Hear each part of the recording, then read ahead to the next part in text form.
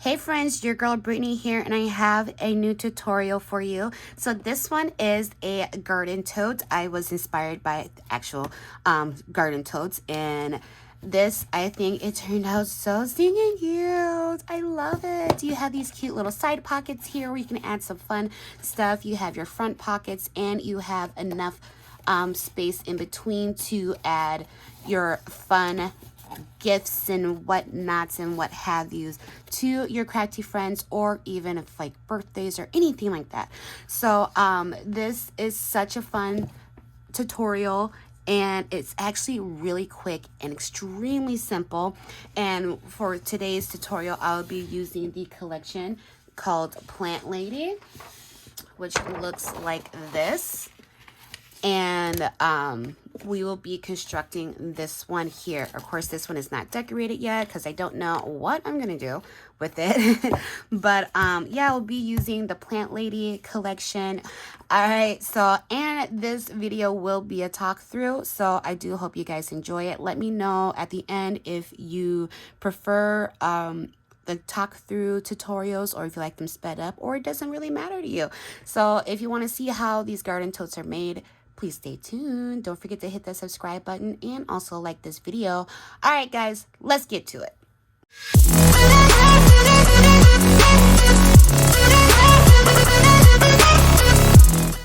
All right, so first we're going to start off with a piece that is 11 by 11.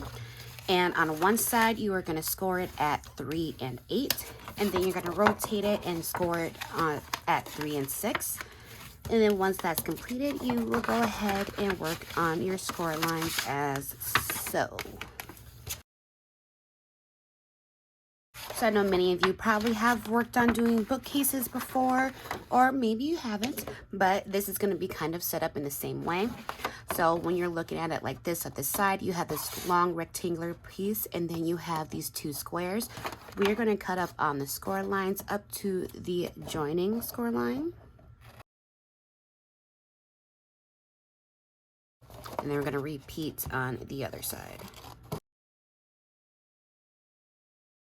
So I'm going to do things differently. I have shown this process before. Instead of, usually when we go ahead and we fold in our flaps, we usually do it going in on the inside. I'm actually going to do it on the outside because it's going to give it a cleaner look. And because we'll be matting the outside, it'll look like one cohesive piece. So before I go ahead and I start doing anything, I'm going to mat my inside. So now that my insides are matted, of course, we're not worried about these two bottom square flaps here. I'm going to go ahead and fold this up, and we're going to take our middle flap first and adhere it down.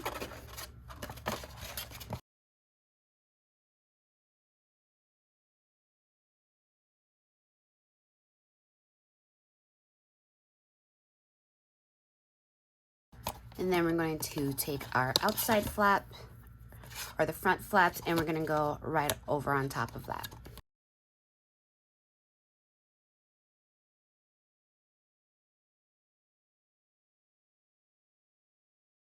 All right, so this is what you have so far.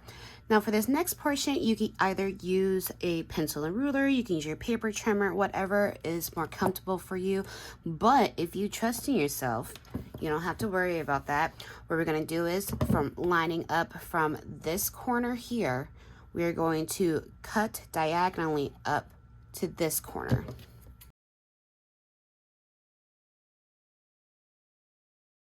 There we go. And then I'm going to go ahead and mat my front piece. All right, so this portion is done. You are going to make 2 of these.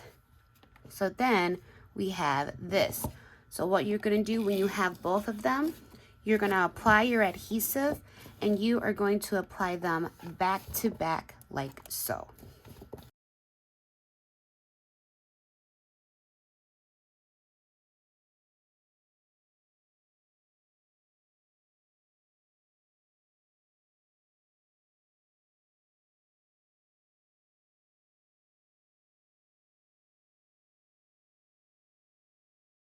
So now that we have our 2 pieces joined together, ideally this sits at 5 inches in height, and then this is about 6 inches wide.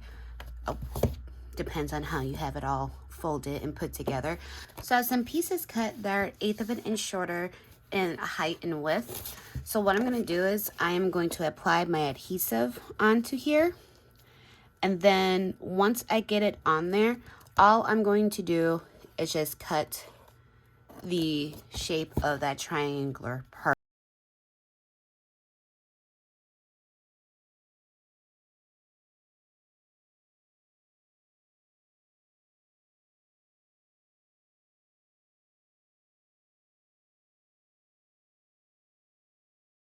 All right, so I have my side cover pieces covering up.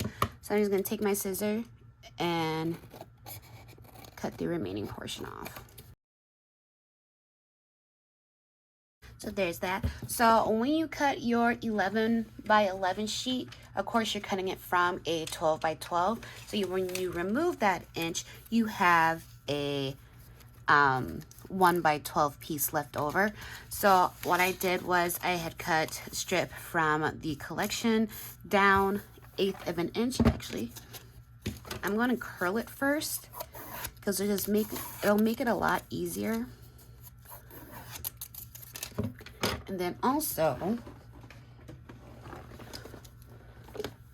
actually, yeah, it'll make it a lot easier. I was going to do something beforehand, but I'll do it afterwards. So I'm going to curl this piece as well,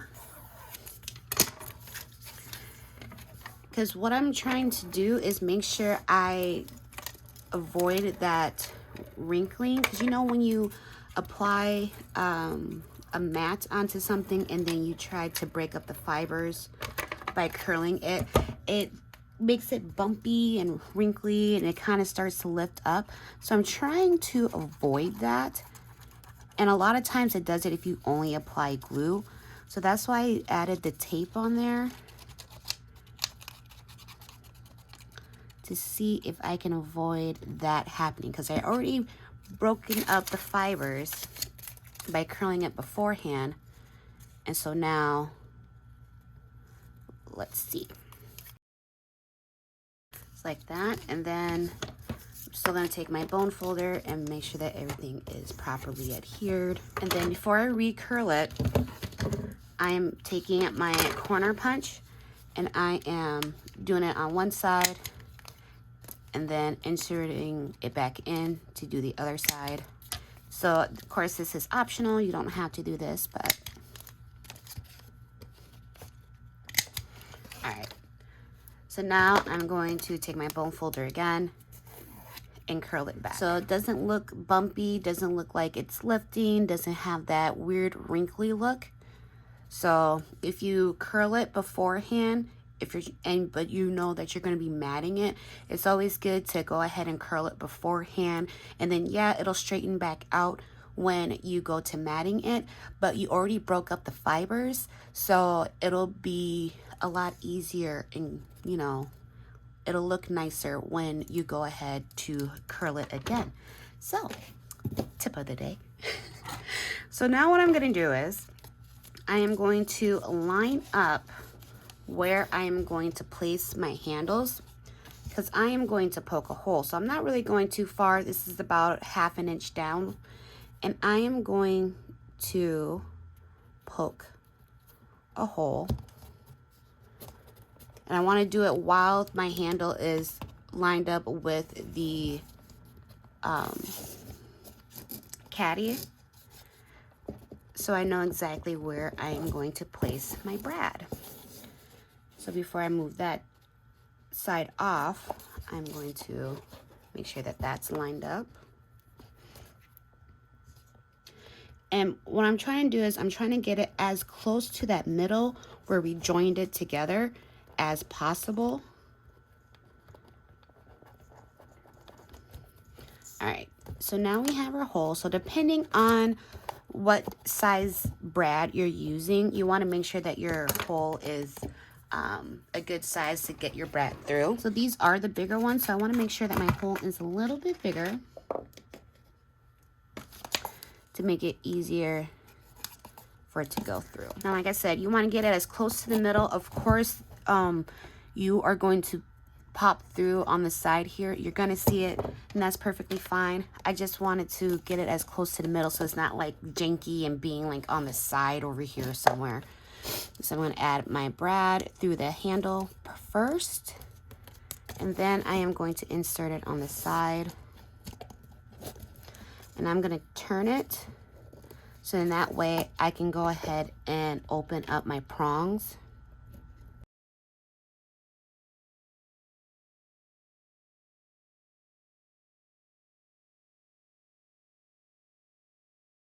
All right, so this is what we have so far. You can go ahead and stop here if you'd like, but we are going to add some pockets. So this first pocket is going to be what is going on the front of your caddy.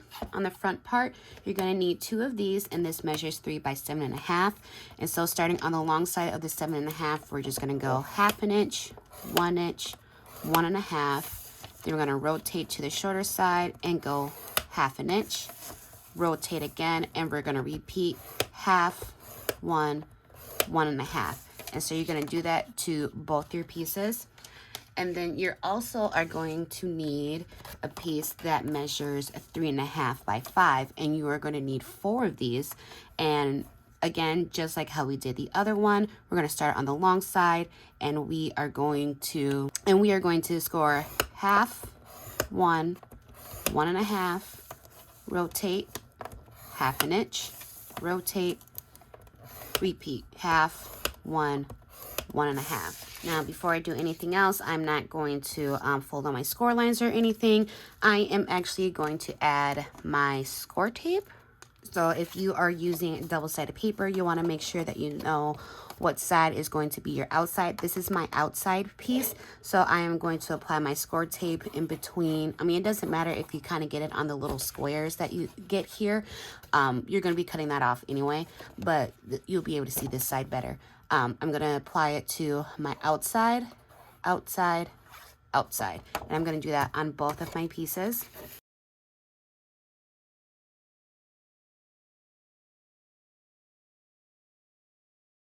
So now that I have my score tape adhered, we have our 3 squares here. I'm actually going to cut above those, and I'm going to cut it at an angle. You guys see me do this plenty of times.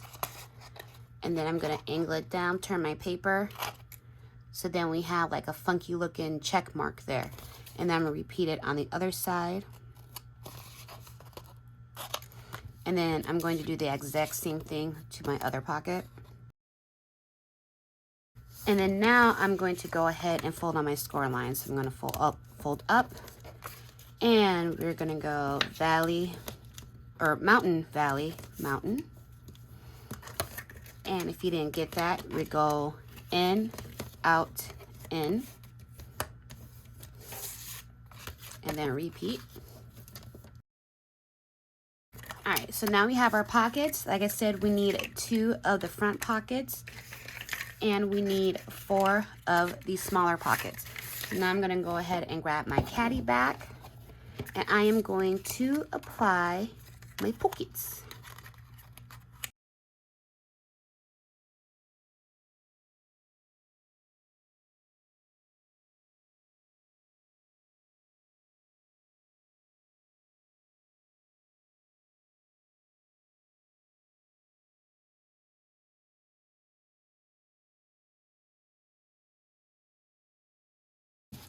So I'm going to line it up in a way to make sure I can kind of get them evenly spaced and placed.